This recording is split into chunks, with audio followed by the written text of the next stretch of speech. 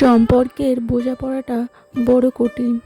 আপন হলেও বা সবাইকে আপন করে নিলেও কিছু কিছু সম্পর্ক থাকে, সেগুলো কিন্তু আপন আর হয় না, সম্পর্কর নামে সম্পর্কটাই থেকে যায়। তো নমস্কার বন্ধুরা, আমি সুপর্ণা আর সুপর্ণা বায়ন ব্লগে সবাইকে স্বাগত।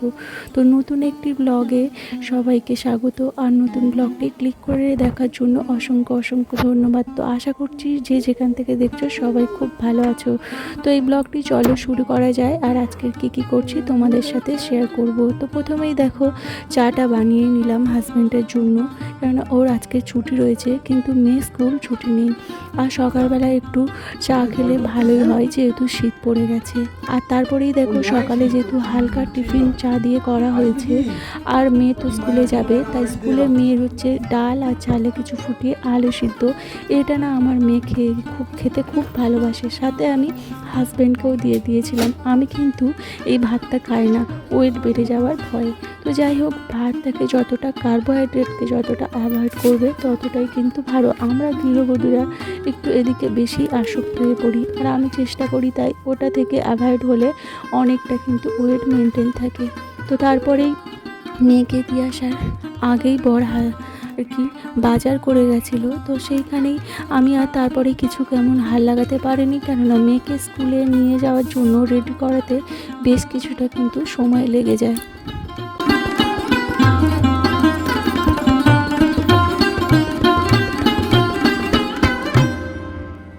রান্নার জোগাড়গুলো করে নিয়েই আমি স্নান করে নিয়েছি, কেননা ঠাকুর ঘরটা সেরেই তারপরেই কিন্তু আমি রান্না করতে বসবো।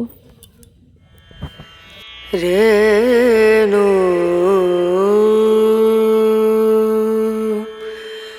রনা রনা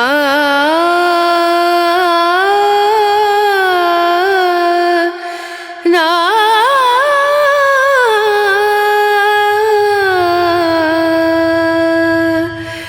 রেণু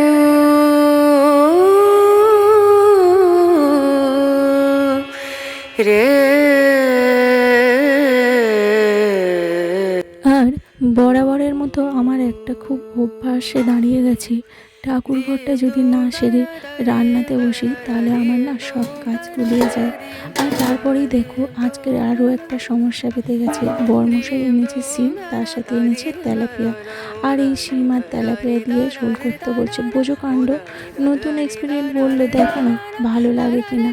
ভালো করে সুন্দর করে জিরে বাটা দিয়ে, আর এদিকে দেখো দেশি মুরগি মোরগ সম্ভবত হবে, তো এনেছে এটা। ও বললো যে আমি এটা ভালোভাবে আমার হাতে স্পেশাল করে বানাবো, আর তুমি শিম আলু দিয়ে মাছের ঝোল বানাবে। তো আমি সেই জন্য দেখো উনুনে চালের হাঁড়িতে চাল দিয়ে দিয়েছি, আর কিছু কাটাকাটি বাকি রয়েছে, সেটাই এখন কাটছি। তো কাটছি বলতে মাংসের আলুগুলো আমি কেটে ওখানে গ্যাসের ওখানে গুছিয়ে দিয়ে আসবো, যেহেতু উনি তো আর এখানে করবে না, গ্যাসের ওখানেই করবে। তো তার জন্যই দেখো আমি এগুলো ভালো করে সুন্দর করে এগুলোকে গুছিয়ে ওখানে রেডি করে দিয়েছি। আর তারপরেই দেখো এখানে কিন্তু মাছটা আমি লবণ হলুদ সুন্দর করে মাখিয়ে নিয়ে নিয়েছি।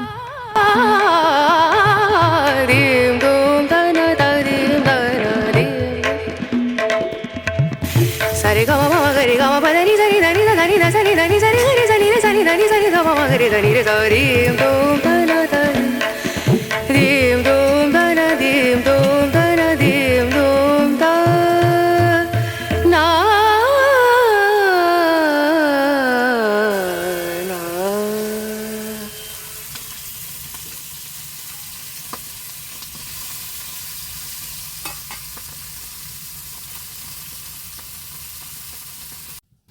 তো কড়াইতে মাছগুলো ভেজে নেওয়ার পরে আমি যেহেতু শিম দিয়ে তরকারিটা করব, তাই শিমগুলোকে আগে সুন্দর করে ভেজে নেব, তা না হলে না একটা কাঁচা গন্ধ থেকে যাবে।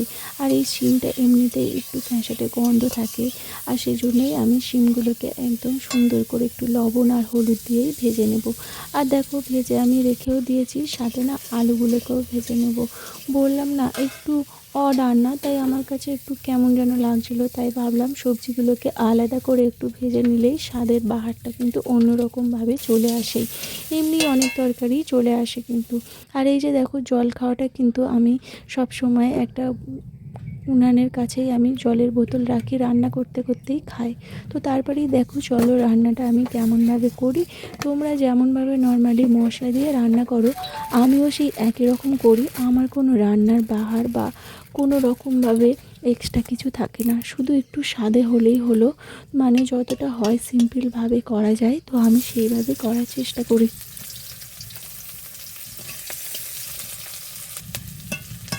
তো তেলের ওপর একটু কালো জিরে ফোড়ন আর তেজপাতা দিয়েই আমি পেঁয়াজগুলো দিয়ে দিয়েছিলাম। তারপরেই দেখলে তোমরা আমার রসুন পেস্ট দিয়েছি। যেহেতু আজকের মাংসের জন্য আদা রসুন বেটেছি, তাই রসুনটা দিলাম, নইলে আমি কিন্তু রসুনটা দিতাম না। আর তারপরেই যেমন হয় আদা দিয়ে দিয়েছিলাম, আর একটু হলুদ গুঁড়ো দিয়ে দিয়েছিলাম।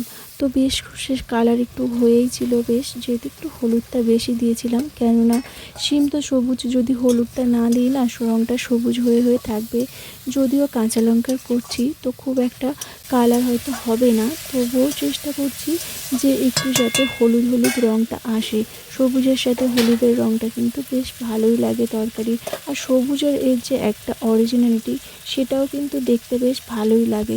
তো শেষ পর্যন্ত দেখো কেমন কালার আসে আর আমি কতটা করতে পেরেছি। আর স্বাদে কিন্তু সত্যিই খুব সুন্দর ছিল। আর তারপরেই দেখো আলু মশলাটা সাথে আমি ভাজা আলুগুলো কষে নেওয়ার পরেই, অনেকটা পরেই আমি শিমটা দিয়েছি, তা না হলে না শিমটা ঘেটে যেত। তো সেই জন্যই আমি শিমটা পরে দিয়েছি। আর দেওয়ার পরেই আর একটু ভালোভাবে মশলাটা কষবো, কেননা যেহেতু বললাম না আমার রদ খাবার, তাই ভাবলাম একটু যদি রসিয়ে কষিয়ে করা যায় তাহলে হয়তো স্বাদটা একটু বাড়বে। তো যাই হোক, চলো তোমাদের এবার বরমশাইকেও দেখাই।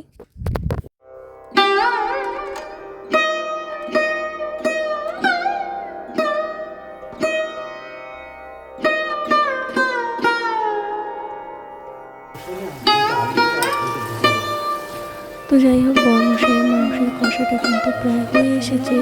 তো আর একটু বাকি রয়েছে, আর ওদিকে আমার তরকারিও তো ফুটছে। এই ফাঁকে তোমাদেরকে একটা কথাই আমি বলতে চাই যে দেখো, ভালোবাসা মানুষের জীবনের এক এক রকম থাকে। কারোর ভালোবাসার বোঝার দিকটাও একরকম, আর কারোর ভালোবাসাটাও একরকম। সবার কিন্তু সমান নয়। তো যাই হোক, যার যেমনভাবে ভাগ্য থাকে, ভালোবাসা যেন মনে হয় তাদের সেরকমই। মানে ভাগ্যের উপর আমরা ছেড়ে দিই ভালোবাসাটাকে, কিন্তু নিজেদেরও কিছুটা কিন্তু দায়িত্ব থাকে।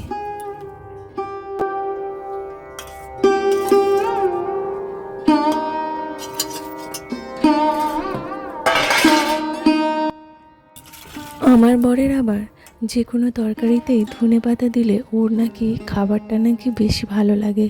তো যাই হোক, সব তরকারি আমার আবার ভালোও লাগে না, কিন্তু ও বললো তুমি দেখো শিমের ঝোলটা রান্না করো, আর একটু জিরে দাও, আর একটু শেষে ধনেপাতা ছড়িয়ে দিও।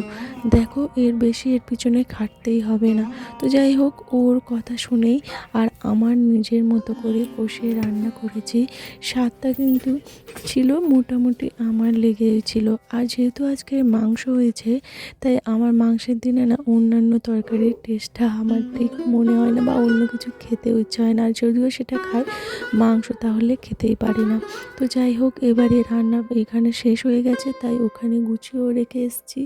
আর এই দিকে দেখো, বরমশাইয়ের কষাও হয়ে গেছে, তাই এবার প্রেসার কুকারে দিয়ে এটাকে গ্যাসে সিটি মেরে নেওয়া হবে। কেননা এটা দেশি মুরগি, আর গ্যাসে করতে গেলে অনেকটা টাইম লেগে যাবে, আর উনানেও দিলে অনেকটা টাইম লেগে যাবে। আর এদিকে টাইমটাও অনেকটা গেছে, আবার মেয়েকেও আনতে যেতে হবে। তো তারপরেই দেখো, ফাইনালি আমাদের মাংসের তরকারি পুরো রেডি। আর কালারটা সত্যিই সুন্দর হয়েছিল, আর খেতেও কিন্তু দারুণ লেগেছিল।